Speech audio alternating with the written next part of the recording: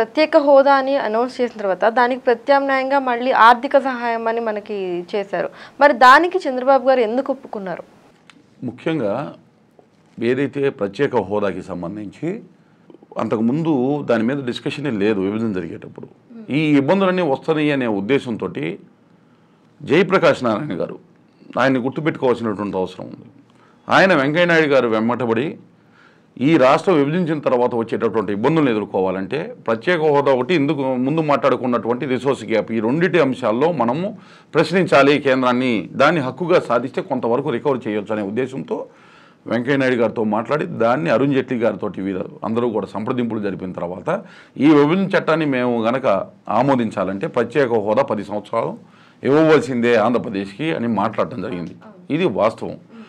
అయితే వారు కూడా మన్మోహన్ సింగ్ గారు 10 సంవత్సరాలు కాదు 5 సంవత్సరాలు ఇస్తారంటే లేదు 10 సంవత్సరాలు ఇవ్వాల్సిందే అని అరుణ్ జైట్లీ గారు వెంకయ్యనాయుడు గారు అన్నారు. లేదని 5 సంవత్సరాలు అని చెప్పి ఆయన చదివేశారు 6 పాయింట్లు. చదివినప్పుడు వెంకయ్యనాయుడు గారు అరుణ్ జైట్లీ గారు స్పష్టంగా చెప్పారు అధికారంలోకి వచ్చేది మేము, ఇది 10 సంవత్సరాలు ఏదైతే వాళ్ళు 5 సంవత్సరాలు దాన్ని మేము ఇస్తాము అనే మాట చెప్పడం జరిగింది.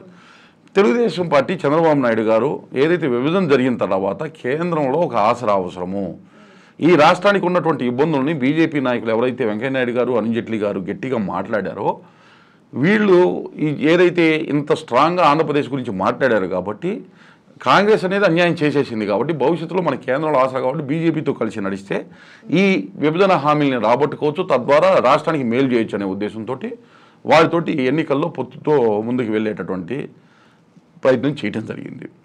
మోడీ గారు కూడా ఆంధ్రప్రదేశ్కి వచ్చారు, తిరుపతిలో ఏం చెప్పారో మనం చూసాము. అలాగే 5 బహిరంగ సభలు ఒకే రోజులో తిరుపతి అయిన తర్వాత 5 సంవత్సరాలు కాదు ఇది 10 సంవత్సరాలు ఇస్తాము అని ప్రత్యేక హోదాని ఆయన చెప్పడం జరిగింది. రాజధాని నిర్మాణానికి కూడా ఢిల్లీకి మించిన రాజధానికి నిధులు ఇస్తానని చెప్పడం జరిగింది.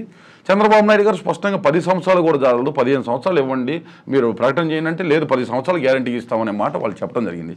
అంటే ఒక కమిట్మెంట్. మేము కూడా ఎస్ పోరాడారు రాజ్యసభలో. తర్వాత ఇప్పుడు మనం ఎన్డీఏ పక్ష ప్రధాన అభ్యర్థిగా ఆయన వచ్చి ఆయన ఒక హామీ ఇచ్చారు. రాజ్యసభలో ప్రధాని ఒక మాట చెప్పిన మన్మోహన్ సింగ్ గారు, అలాగే ప్రధాని అభ్యర్థిగా ఎన్డీఏ అభ్యర్థిగా ఏం చెప్పినా కానీ హోప్ అండ్ ట్రస్ట్ నమ్మకంతో ముందుకు నడవడం జరిగింది. ఎన్నికలు అయిపోయినాయి, గెలిచాము. రాష్ట్రంలో తెలుగుదేశం ప్రభుత్వం ఎన్డీఏ ఆధ్వర్యంలో, కేంద్రంలో బీజేపీ ఎన్డీఏ ఆధ్వర్యంలో సొంత మెజార్టీతో ప్రభుత్వాలను ఏర్పాటు చేసుకోవడం జరిగింది. తర్వాత అక్కడి నుంచే పరిణామాలు మెల్లగా మొదలైనవి.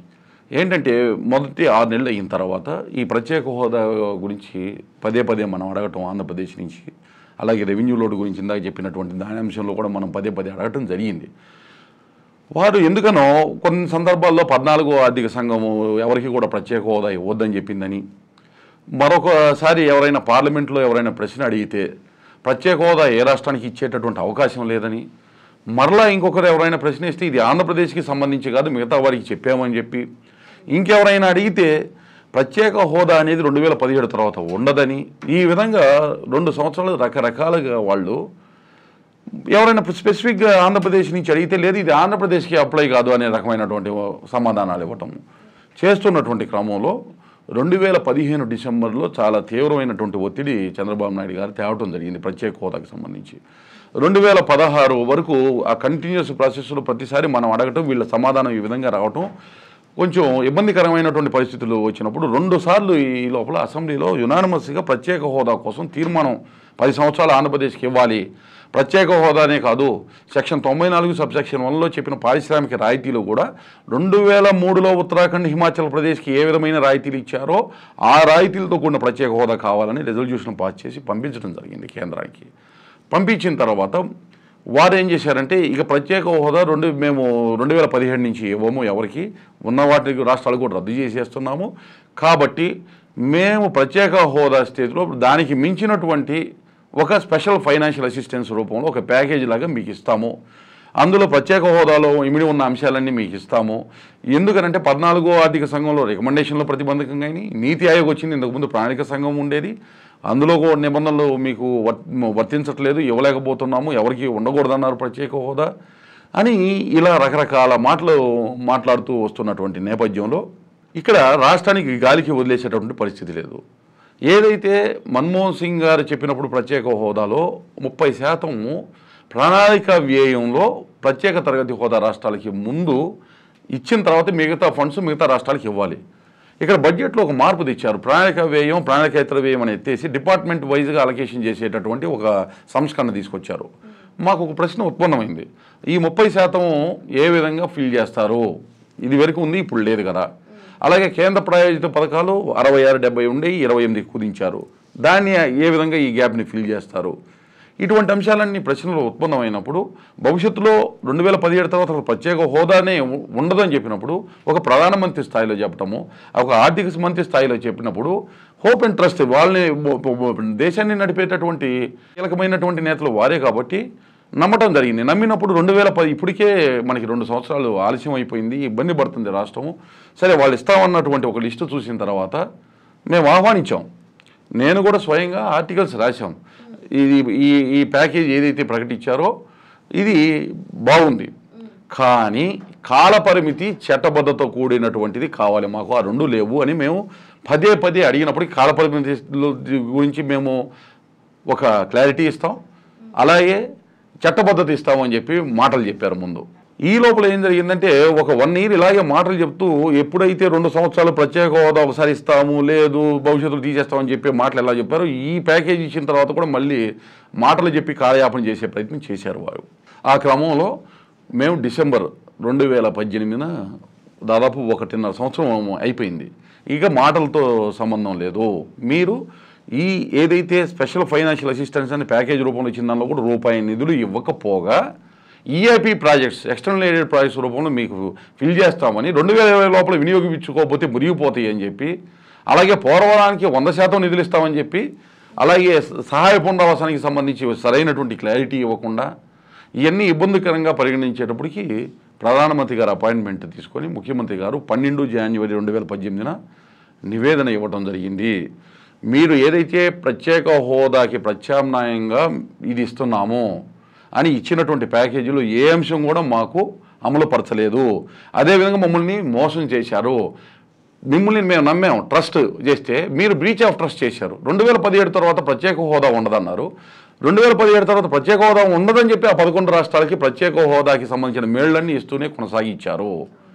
అదేవిధంగా మీరేమన్నారంటే ప్రత్యేక హోదాకి సంబంధించిన మేళ్లన్నీ మీకు ఇస్తామని మాకు చెప్పి 28 కోర్ ఏదైతే సెంట్రల్ స్పాన్సర్ స్కీమ్స్ కేంద్ర ప్రాయోజిత పథకాలు 90:10%తో కేంద్రం రాష్ట్రం బరా ఇచ్చేదని ఆంధ్రప్రదేశ్కి ఇవ్వలేదు. మీరు ఇస్తామని చెప్పి అబద్ధం ఆడి మమ్మల్ని బ్రీచ్ ఆఫ్ ట్రస్ట్ చేశారు. అదేవిధంగా ఈఏపీలకి సంబంధించి కాలపరిమితి పెట్టి 2020 లోపల పూర్తి చేయకపోతే మీకు ఏమి రావంటే ఇచ్చినట్టుగా చేశారు మీరు. అదేవిధంగా 2018 బడ్జెట్ని కూడా మీరు చూసుకున్నట్లయితే 18-19 బడ్జెట్లో హెల్త్ ఇన్సూరెన్స్ స్కీమ్ అని చెప్పి పెట్టి దానిలో 90:10 రేషియోలో వివిధ రాష్ట్రాలకి ఏదైతే ఈ 11 రాష్ట్రాలకి బెనిఫిట్ ఇచ్చి ఆంధ్రప్రదేశ్కి ఇవ్వలేదు. మరి మీరే చెప్పారు ఒకవైపు ప్రత్యేక హోదా రాష్ట్రాలకి ఇచ్చే మేళ్ళని మీకు ఇస్తామని, ఆ ప్రత్యేక హోదా కొనసాగించమని నమ్మించి మీరు ఈ స్పెషల్ సెంట్రల్ అసిస్టెన్స్ తీసుకోమని అది ఏమీ అమలుపరచకుండా ఒక బ్రీచ్ ఆఫ్ ట్రస్ట్ చేసింది కేంద్ర ప్రభుత్వం, రాష్ట్రాన్ని నమ్మించి మోసం చేసింది. ఆ దశలో మీరు ఏదైతే రద్దవుతుంది అన్నటువంటి ప్రత్యేక హోదా మేళ్లు కొనసాగుతున్నాయి, ఆయా రాష్ట్రాలని ప్రత్యేకంగా చూస్తున్నారు, ఆంధ్రప్రదేశ్ని వాటిలో పరిగణలోకి తీసుకోలేదు. కాబట్టి మీరు ఆ ప్రత్యేక హోదాకి సంబంధించినటువంటి మేళ్లన్నీ మాకు ఇవ్వాల్సిందే. అదేవిధంగా మన్మోహన్ సింగ్ గారు చెప్పినప్పుడు ఉన్నటువంటి ప్రత్యేక హోదాలో లాభాలు, మీరు ఇప్పుడు తీసుకున్న సంస్కరణలో వచ్చినటువంటి తేడాల వల్ల ఏ మేళ్లు పోయినాయో వాటన్నింటినీ కూడా ప్యాకేజీ రూపంలో ఇవ్వాలి. అలాగే పారిశ్రామిక రాయితీలు 2003లో ఉత్తరాఖండ్, హిమాచల్ ప్రదేశ్ ఇచ్చి తీరాల్సిందే అని మేము మా వాడిని ఆంధ్రప్రదేశ్ ప్రజల తరఫున ప్రజల మనోభిష్టాన్ని వ్యక్తపరచడం జరిగింది. కాబట్టి స్పష్టమైనటువంటి వైఖరి ఏ సందర్భంలో ఏం జరిగింది అనేది క్లిస్టల్ క్లియర్గానే ఉంది.